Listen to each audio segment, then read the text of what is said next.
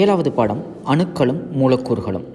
இந்த பாடத்தில் நம்ம அணுக்கள், அப்புறம் மூலக்கூறுகள், அணு நிறை, மூலக்கூறு நிறை, அணுக்கட்டு எண், ஆவி அடர்த்தி, ஒப்பு மூலக்கூறு நிறை, இவற்றுக்குள்ள தொடர்பு, இது மாதிரி தகவல்களை நம்ம படிக்க போகிறோம். முதல்ல அணுவை பற்றிய கோட்பாடை வெளியிட்டவர் ஜான் டால்டன். ஜான் டால்டன் தான் அணுவுடைய ஸ்ட்ரக்சர் எப்படி இருக்கும் அப்படின்னு முதல்ல சொன்னவர்.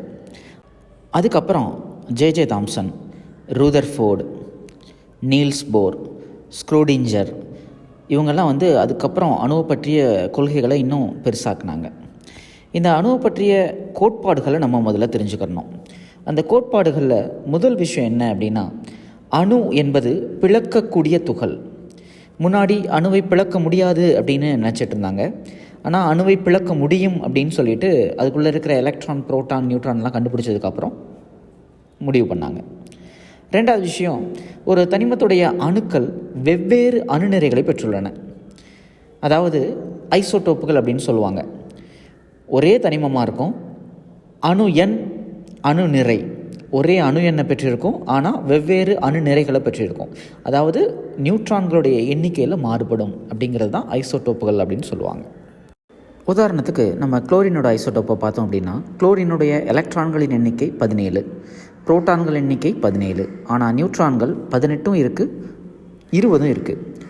18 இருந்துச்சு அப்படின்னா அதை குளோரின் 35 அப்படின்னு சொல்லுவாங்க. 20 இருக்குது அப்படின்னா குளோரின் 37 அப்படின்னு சொல்லுவாங்க. இந்த மாதிரி இருக்கிறது தான் குளோரினுடைய ஐசோடோப்புகள் அப்படின்னு சொல்லுவோம். மூணாவது விஷயம், வெவ்வேறு தனிமங்களின் அணுக்கள் ஒரே அணுநிறைகளை பெற்றிருக்கும். உதாரணத்துக்கு ஆர்கானையும் கால்சியத்தையும் பார்க்கலாம். ஆர்கானுடைய அணு எண் 18, அணு நிறை 40. கால்சியத்துடைய அணு எண் 20, அணு நிறை 40. ஆக இந்த ரெண்டு தனிமங்களுக்குமே அணு நிறை 40. இந்த மாதிரி ஒரே அணு நிறைகளை கொற்ற வெவ்வேறு தனிமங்களுக்கு பேர் தான் ஐசோபார் அப்படின்னு சொல்லுவாங்க. இது ரெண்டும் ஐசோபார்கள். நாலாவது, அணுவை ஆக்கவோ அழிக்கவோ முடியாது. ஆனால் ஒரு தனிமத்துடைய அணுக்களை மற்றொரு தனிமத்துடைய அணுக்களாக நம்ம மாற்றலாம். இதுக்கு பேர் செயற்கை மாற்று தனிமமாக்கல் முறை அப்படின்னு சொல்லுவாங்க. அஞ்சாவது விஷயம், அணுவானது எளிய முழு எண்களின் விகிதத்தில் இருக்க வேண்டிய அவசியம் இல்லை அப்படின்னு சொல்லலாம். உதாரணத்துக்கு குளுக்கோஸ் எடுத்துக்கிட்டோம் அப்படின்னா C6H12O6, அதாவது கார்பன், ஹைட்ரஜன், ஆக்சிஜன் ரேஷியோ 6:12:6 அல்லது 1:2:1 கூட சொல்லலாம். அதே மாதிரி சுக்ரோஸ் இருக்குது. சுக்ரோஸுடைய பேர் என்ன அப்படின்னா C12H22O11, அதாவது 12:22:11. ரெண்டுமே சர்க்கரை தான். ஆனால் அணு எண்கள் முழு எண்கள் விகிதத்தில் இல்லை. இது ஒன்று. அடுத்த விஷயம், அணு என்பது வேதிவினையில் ஈடுபடக்கூடிய மிகச்சிறிய துகள். அதை நம்ம ஞாபகம் வச்சுக்கணும். அணு தான் இருக்கிறதுலேயே மிகச்சிறிய துகள் அப்படின்னு சொல்லலாம். அதுக்கப்புறம் அணுவுடைய துகள்கள் அப்படின்னு போயிடலாம். அடுத்தது ஒரு முக்கியமான பண்பு, ஒரு அணுவுடைய நிறைய ஆற்றலாக மாற்ற முடியும். அதாவது நிறைய ஆற்றலாக கணக்கிட முடியும். இது ஐன்ஸ்டீனுடைய ஃபேமஸ் ஈக்குவேஷன் அப்படின்னு கூட சொல்லுவாங்க, E=mc². இந்த அணுவை ஆற்றலாக மாற்ற முடியும் அப்படிங்கிற இந்த கருத்து தான் அணுகுண்டு தயாரிக்கிறதுடைய ஒரு மூல கோட்பாடு அப்படின்னே சொல்லலாம். எந்த ஒரு பொருள் நிறை மற்றும் பருமனை பெற்றுள்ளதோ அந்த பொருளுக்கு பேர் தான் பருப்பொருள் அப்படின்னு சொல்லுவோம். பருப்பொருட்களுடைய அடிப்படை துகள்களுக்கு பேர் தான் அணுக்கள். இந்த அணுக்கள் நம்ம கண்ணுக்கு பார்க்க தெரியாமல் இருக்கலாம், ஆனாலும் இந்த அணுக்கள் தான் அந்த பொருளுடைய நிறைக்கு காரணம் அப்படின்னு சொல்லலாம். ஏன்னா ஒவ்வொரு பொருளும் கோடிக்கணக்கான அணுக்கள் சேர்ந்தது தான். ஒவ்வொரு அணுவும் பார்த்தோம் அப்படின்னா அதுக்குள்ளே நவீன அணுக்களை எப்படி பார்த்தோம் அப்படின்னா ஒவ்வொரு அணுக்குள்ளேயும் எலக்ட்ரான்கள், புரோட்டான்கள், நியூட்ரான்கள் அப்படிங்கிற உபத்துகள்கள்லாம் உள்ளே இருக்குது. இந்த அணுவை பொறுத்த வரைக்கும் ஒரு அணுவுடைய நிறை அப்படின்னு நம்ம சொல்லணும் அப்படின்னா எதை சொல்லுவோம் அப்படின்னா, அதுக்குள்ளே மெயினாக அணு கரு அப்படின்னு சொல்லுவாங்க. அதில் புரோட்டான்களும் நியூட்ரான்களும் உள்ளே இருக்குது. இந்த புரோட்டான்கள், நியூட்ரான்களுடைய நிறை தான் அதிகம். எலக்ட்ரான்களுடைய நிறையோடு ஒப்பிடும்போது எலக்ட்ரான்களுடைய நிறை ரொம்ப குறைவு. அதனால் ஒரு அணுவின் நிறைக்கு முக்கியமான காரணம் நம்ம புரோட்டான்கள் மற்றும் நியூட்ரான்கள் நிறை அப்படின்னு சொல்லலாம். அதனால தான் ஒரு புரோட்டான்களின் எண்ணிக்கை ப்ளஸ் நியூட்ரான்களின் எண்ணிக்கை, இது ரெண்டையும் சேர்த்து தான் அணு நிறை அல்லது நிறை எண் அப்படின்னு சொல்லுவாங்க. ஒரு தனித்த அணு அப்படின்னு நம்ம பார்த்தோம் அப்படின்னா அது ரொம்ப சின்னது, கண்ணுக்கே தெரியாது. அப்போ அதோடைய நிறைய கணக்கிடுறதும் ரொம்ப சிரமமானது தான். நம்ம பொருட்களுடைய நிறைகளை கிராம் அல்லது கிலோகிராமில் தான் கணக்கிடுவோம். ஆனால் ஒரு அணுவுடைய நிறைய அந்த மாதிரி கணக்கிட முடியாது. அப்போ ரொம்ப சின்ன அலகு நமக்கு தேவை. அதை தான் அணு நிறை அலகு அப்படின்னு சொல்கிறோம். ஒரு அணு நிறை அலகு அப்படின்னா என்ன அப்படின்னா, கார்பனுடைய ஐசோடோப்புகளில் 6 புரோட்டான் 6 நியூட்ரான்கள் பெற்றிருக்கிற கார்பன் 12 ஐசோடோப்புடைய நிறையில் 12இல் ஒரு பங்கு தான் ஒரு அணு நிறை அலகு அப்படின்னு சொல்கிறாங்க. ஒரு அணு அப்படிங்கிறது ரொம்ப சின்னது அப்படின்னு நம்ம சொன்னோம். அப்போ ஒரு அணுவுடைய நிறையை நம்ம கணக்கிடணும் அப்படின்னா ஈஸியாக கணக்கிட முடியாது. அப்போ வேறு ஒரு அணுவுடைய நிறையோட ஒப்பிட்டு கணக்கிடுறாங்க. இந்த மாதிரி ஒரு அணுவுடைய நிறையை ஒப்பிட்டு கணக்கிடுறதுனால இதுக்கு பேர் ஒப்பு அணுநிறை அப்படின்னு சொல்லுவாங்க. இந்த மாதிரி கண்டுபிடிக்கிற அணுநிறைக்கு பேர் ஒப்பு அணுநிறை. ஒரு தனிமத்துடைய ஒப்பு அணுநிறை அப்படின்னா என்ன அப்படின்னா, அந்த தனிமத்துடைய ஐசோடோப்புகளுடைய சராசரி அணுநிறைக்கும் கார்பன் 12 அணுவுடைய நிறையில் 12இல் ஒரு பங்குடைய நிறைக்கும் உள்ள விகிதம்தான் திட்ட அணு எடை அப்படின்னு இதை சொல்லலாம். ஒப்பு அணுநிறை அல்லது திட்ட அணுநிறை, இதை ஏஆர் அப்படின்னு சொல்லுவாங்க. ஒரு தனிமத்தின் ஐசோடோப்புகளுடைய சராசரி நிறை பை ஒரு கார்பன் 12 அணு நிறையில் 12இல் ஒரு பங்கின் நிறை, இதுதான் அதுக்குரிய சமன்பாடு. இதை கணக்கிடுறதுக்கு இப்போ நவீன முறையில் நிறை நிறமாலைமானி அப்படின்னு சொல்லுவாங்க, மாஸ் ஸ்பெக்ட்ரோஸ்கோபிக் மெத்தட், அதை பயன்படுத்தி கண்டுபிடிக்கிறாங்க ஒப்பு அணுநிறை.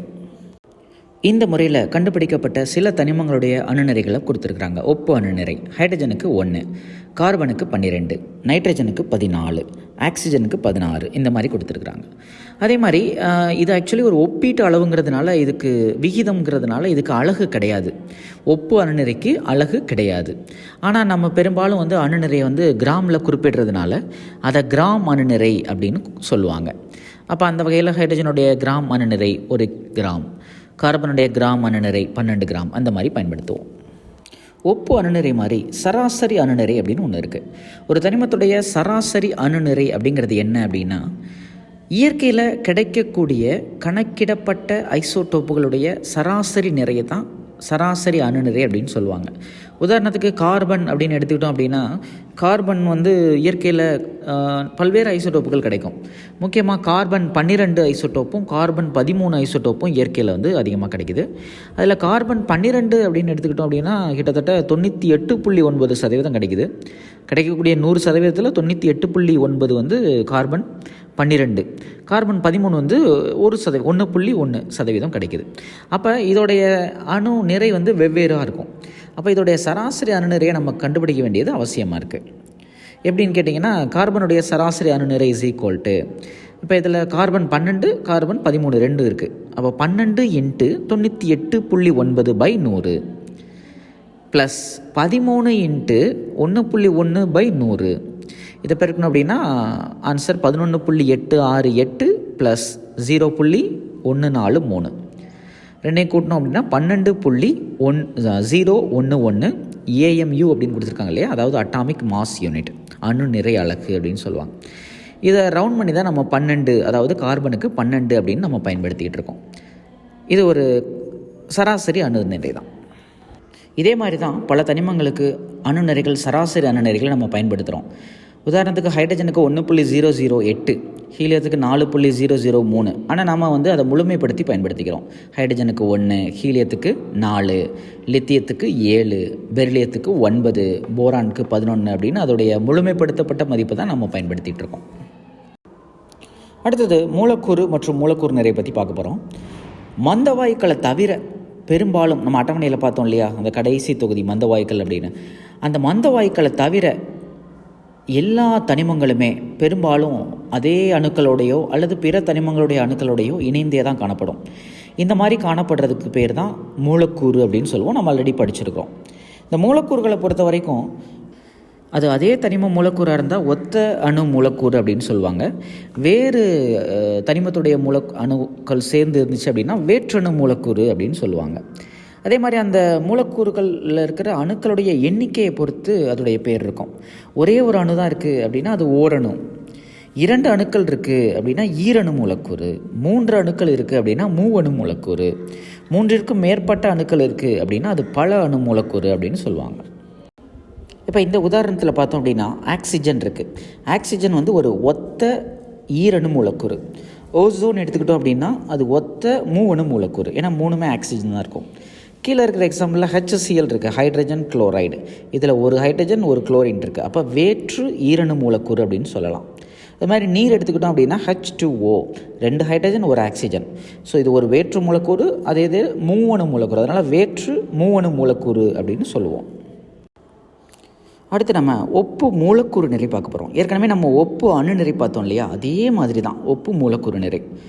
ஒப்பு மூலக்கூறு நிறை என்பது ஒரு மூலக்கூறின் நிறைக்கும் கார்பன் 12 அணுவின் நிறையில் 12இல் ஒரு பங்கின் நிறைக்கும் உள்ள விகிதம். அதே தான், வேறு ஒன்றும் வித்தியாசம் இல்லை. அணுவுக்கு பதிலாக மூலக்கூறு அப்படிங்கிற வார்த்தை மட்டும் மாறி இருக்கும். உதாரணத்துக்கு நீருடைய ஒப்பு மூலக்கூறு நிறை நம்ம கண்டுபிடிக்கணும் அப்படின்னு வச்சுக்குவோம். நீரில் 2 ஹைட்ரஜன் ஒரு ஆக்சிஜன் இருக்குது.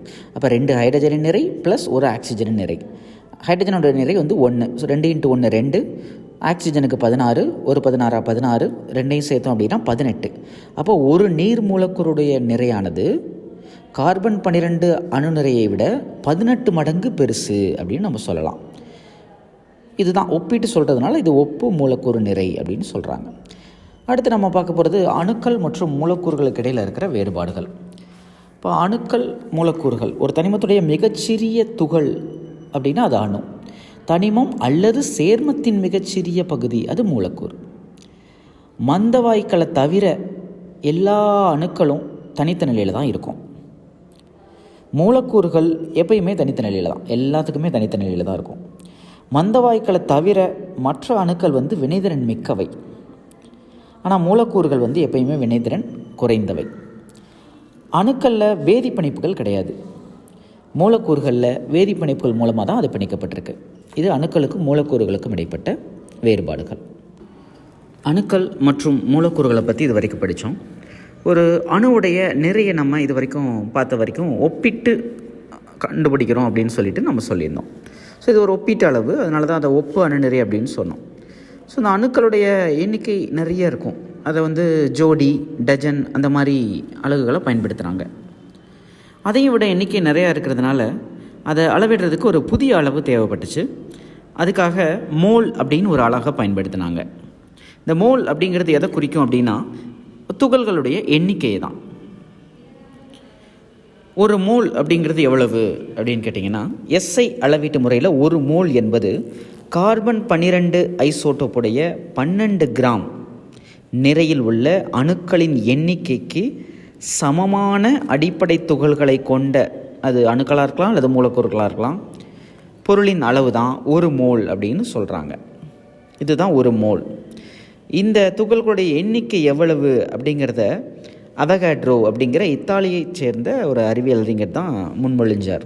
அதனால் அந்த மதிப்பை அவகாட்ரோ எண் அப்படின்னு சொல்கிறாங்க. அது எவ்வளவு அப்படின்னு கேட்டிங்கன்னா 6.023 × 10⁻23. இதுதான் ஒரு மோல் அப்படிங்கிற அளவில் இருக்கிற துகள்களுடைய எண்ணிக்கை அப்படின்னு சொல்லலாம். அடுத்து நம்ம பார்க்க போகிறது மோலுடைய தத்துவம். மோல் என்பதனை எண்ணிக்கை அலகாக பயன்படுத்தி மூலக்கூறுகளுடைய நிறை மற்றும் பருமனை கணக்கிடும் முறைக்கு பேர் தான் மோல் தத்துவம் அப்படின்னு சொல்கிறாங்க.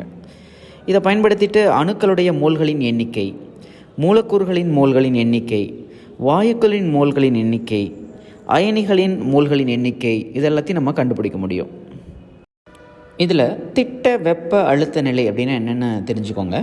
திட்ட வெப்பநிலை மற்றும் அழுத்த நிலை அப்படின்னா என்ன அப்படின்னா 273.15 கெல்வின் வெப்பநிலை மற்றும் ஒரு வளிமண்டல அழுத்தம், இதுதான் திட்ட வெப்ப அழுத்த நிலை, STP அப்படின்னு சொல்லுவாங்க ஆங்கிலத்தில்.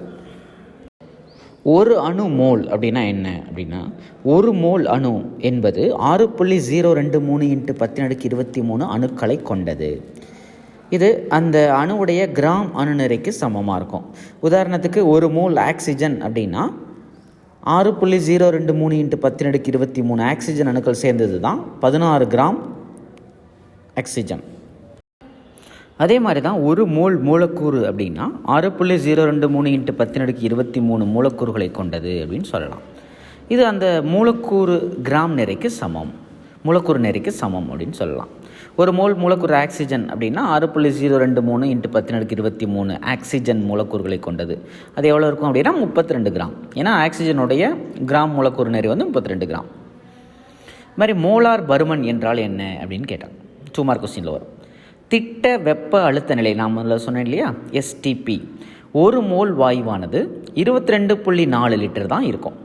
22 அல்லது 22,400 மில்லி லிட்டர். அதுதான் அதோடைய பருமனாக இருக்கும். இந்த பருமனுக்கு பேர் தான் மோலார் பருமன் அப்படின்னு சொல்லலாம்.